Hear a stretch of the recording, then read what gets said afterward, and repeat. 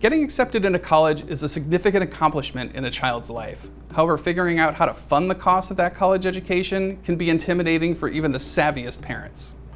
Many parents end up tapping into their savings account or raiding their 401k to help pay for college expenses, only to find out too late that it's one of the fastest ways to derail their retirement plans.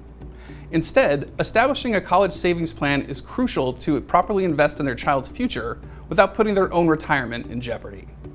The average cost of a 4-year private college, including room and board, is over $51,000 per year, while in-state tuition alone averages over $25,000 per year. At the end of the day, the overall expense of a college degree can exceed $200,000, and surprisingly, only 39% of families have a financial plan in place to address how they'll pay these looming costs.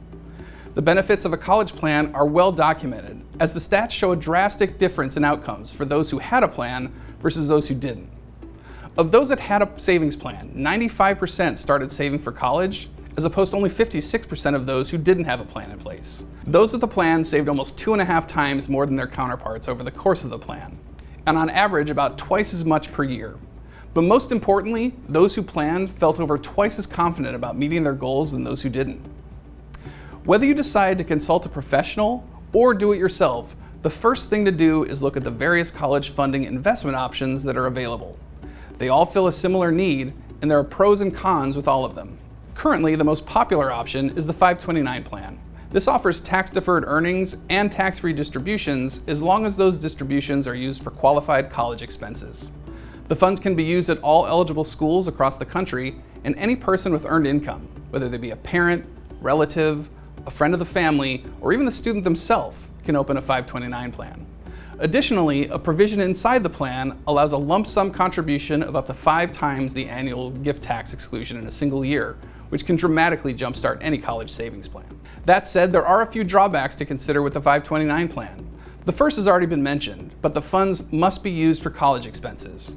Any distribution used for non-college related expenses will be deemed a taxable distribution and will incur an additional 10% penalty. There can also be high fees associated with the 529 plan, as well as investment risk inside the account. On top of that, the choice of investments may be limited within the plan itself. Another option is the Coverdell Account. Like the 529 plan, contributions are subject to tax-free growth and the earnings to tax-free withdrawals. There's an even wider range of investment options as well, plus, depending on the owner of the account, it may not be considered when determining financial aid availability. However, the Coverdell does have some drawbacks. One is that contributions are subject to income limitations. If your adjusted gross income is above a certain threshold, your ability to save to this type of account may be reduced or even phased out completely. Beyond that, the amount you can save is limited to $2,000 per year and is only allowed while the student is under 18. Considering these restrictions, the Coverdell account may not be able to provide enough to fund all of your child's college expenses. Lastly, there's the prepaid tuition plan. This allows prepayment of future tuition costs at today's rates in the form of credits and may provide favorable treatment for financial aid at the time of enrollment. Additionally, if your child gets a scholarship or decides to go to a different school, you can transfer the credits to another child in your family. However, you should be aware that the prepaid tuition plan doesn't cover many costs and is restricted to specific states for in-state residents only. Finally, the enrollment period for this plan is limited and is determined by the individual college or university.